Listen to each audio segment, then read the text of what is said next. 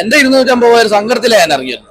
വളരെ എന്റെ തമ്പുരാനെ ഞാനും പറയേണ്ടി വരും. മോഹൻലാൽ പറയുന്നുണ്ട് എന്റെ തമ്പുരാനെ, അതേപോലെ തന്നെയാണ് നമ്മളെ അവസ്ഥ. നമ്മളെ പൈസ പോയി ലാലേട്ടാന്ന് പറയേണ്ടി വരും.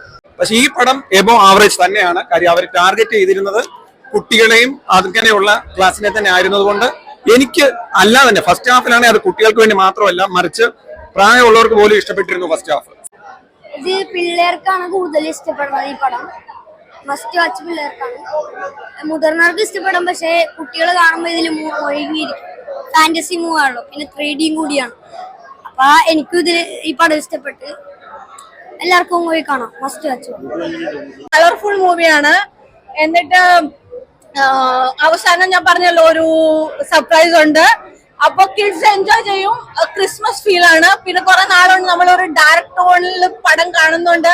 ഒരു കളർഫുൾ മൂവി വരുമ്പോൾ നമ്മുടെ കണ്ണിനൊരു ഭയങ്കര റിഫ്രഷ്മെന്റ് ആയിട്ട് തോന്നി. ടെക്നിക്കലി ഭയങ്കര ഗുഡ് ആയിട്ടുള്ള ഒരു ഫിലിമാണ്. ഭയങ്കര ഹൈ ക്വാളിറ്റി ആയിട്ടുള്ള ഫിലിമാണ്. ആ ക്യാരക്ടർ വൂഡു അത് നല്ലതായിട്ട് പ്രസന്റ് ചെയ്തിട്ടുണ്ട്.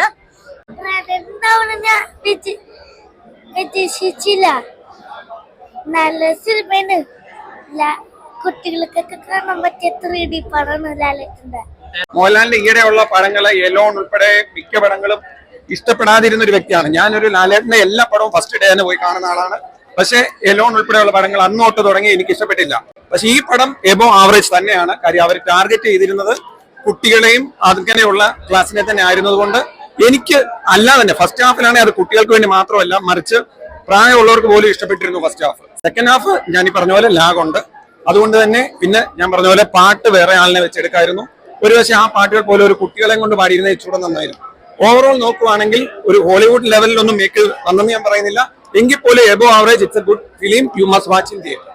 കണ്ടിരിക്കാൻ കൊള്ളാം, നല്ല വർത്താണ്. അല്ലാതെ ഫസ്റ്റ് ഡയറക്ഷനിൽ ശരിക്കും ഇത് നല്ല മൂവി തന്നെയാണ്.